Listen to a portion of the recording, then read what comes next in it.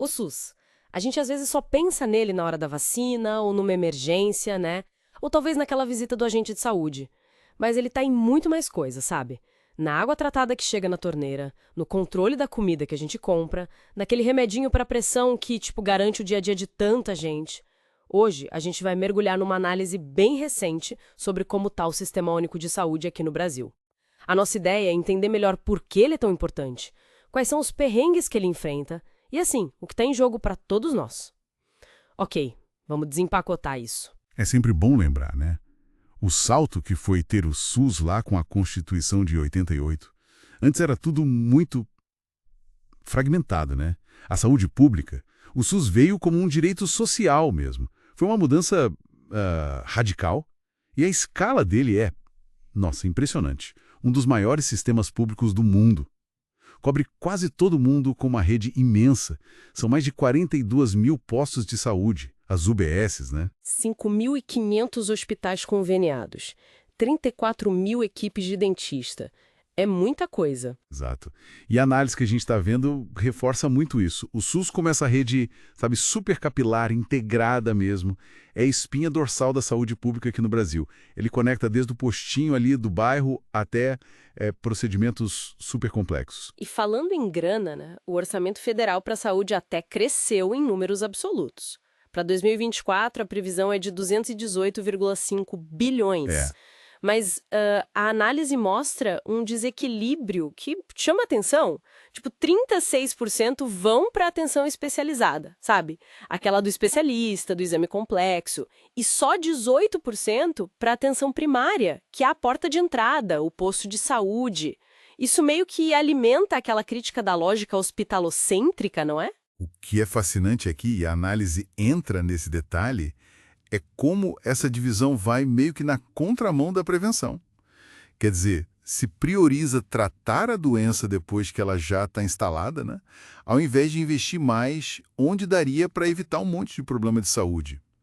O orçamento para esses tratamentos mais especializados, por exemplo, ele dá um salto, foi de 54,9 bilhões para 74,7 bilhões, isso entre 2022 e 2024. É um reflexo bem claro desse foco no tratamento, muitas vezes já dentro do hospital, e não tanto no cuidado continuado ali na comunidade. Entendi. E talvez essa concentração de dinheiro no tratamento explique um problema que parece que nunca acaba: as filas. A análise fala em 500.000 de pessoas esperando cirurgia letiva, 30% da população esperando mais de 6 meses por um atendimento. Isso mesmo com programas para tentar agilizar. E agora tem essa portaria nova, né, que saiu agora, em junho de 2025, que permite que o hospital pague dívida com o governo oferecendo serviço pelo SUS. Como que a análise vê essa medida? Olha, a análise coloca como uma faca de dois gumes, basicamente. Por um lado, ela reconhece que sim, pode aumentar a oferta de vagas, aliviar um pouco a pressão agora, né? Mas por outro lado, aponta riscos bem sérios, tipo aumentar a dependência do setor privado e também desviar recursos que iriam para o SUS, né? Pensa bem, o imposto que o hospital não paga e mais o custo do serviço que o SUS absorve. E a longo prazo, isso pode desestimular o investimento na estrutura pública mesmo. Fica mais cômodo contratar fora do que fortalecer o próprio SUS. E tem outro ponto que a análise levanta. Aquela promessa de campanha de reverter privatizações, tipo as parcerias com as organizações sociais, as OS. Essas entidades privadas que gerenciam hospitais, postos, parece que isso não se concretizou muito, sabe? Esses modelos continuam aí. Então a análise sugere que existe um dilema entre, tipo, apagar o incêndio das filas agora e fortalecer o sistema público para o futuro, é isso? Exatamente essa tensão que o material explora. É um equilíbrio bem difícil de achar. E além da grana e dessas parcerias, tem a aposta na tecnologia para modernizar o SUS, né? A gente ouve falar do Conect SUS, do Meu SUS Digital, da Rede Nacional de Dados em Saúde, a RNDS. Mas a análise também mostra um choque de realidade em muitas unidades, certo? Sim, a promessa da inteligência artificial, da digitalização toda, ela esbarra feio na falta de infraestrutura básica mesmo. Às vezes falta internet que funcione direito, falta computador para as equipes usarem. É bem básico. E a preocupação que a análise traz é séria. Se não tiver estrutura e o foco certo, a tecnologia pode acabar digitalizando o cuidado, em vez de humanizar. Aquele vínculo importante, sabe, entre o profissional e o paciente, pode virar só um número, um registro no sistema. A IA tem seu valor, claro, não estou dizendo que não. Mas ela não faz visita domiciliar, né? O agente de saúde ir na casa da pessoa. Não substitui aquela conversa atenta na consulta, o cuidado ali na comunidade, que é a alma da atenção básica. E isso tudo conecta com as promessas do governo atual feitas lá atrás em 2022. Mais investimento, recompor o orçamento depois do teto de gastos, aquela regra antiga que limitava as despesas, zerar as filas, frear a privatização.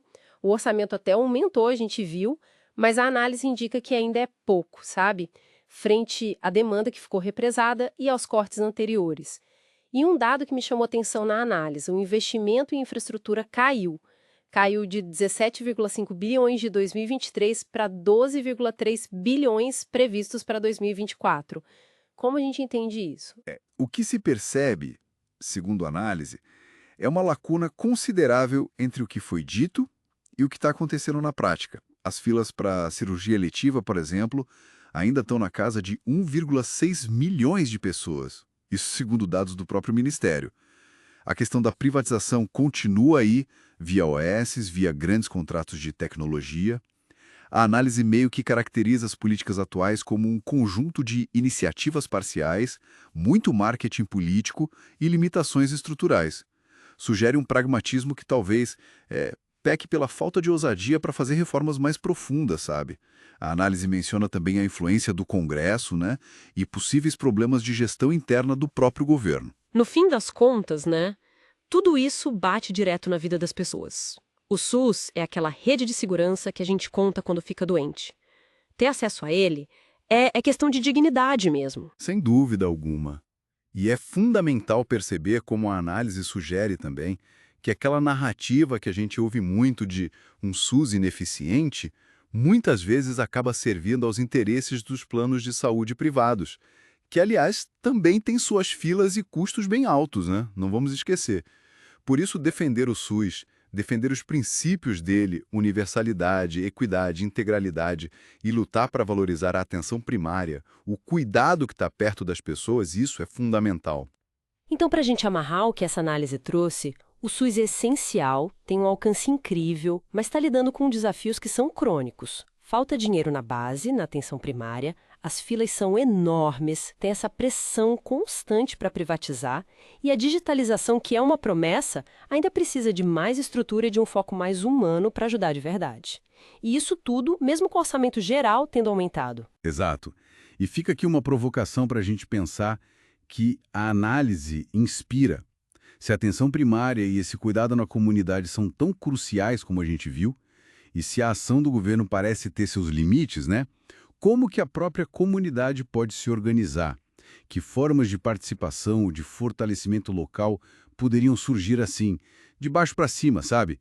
Para ajudar a revitalizar e a defender o SUS ali no nosso bairro, na nossa cidade. Fica a reflexão.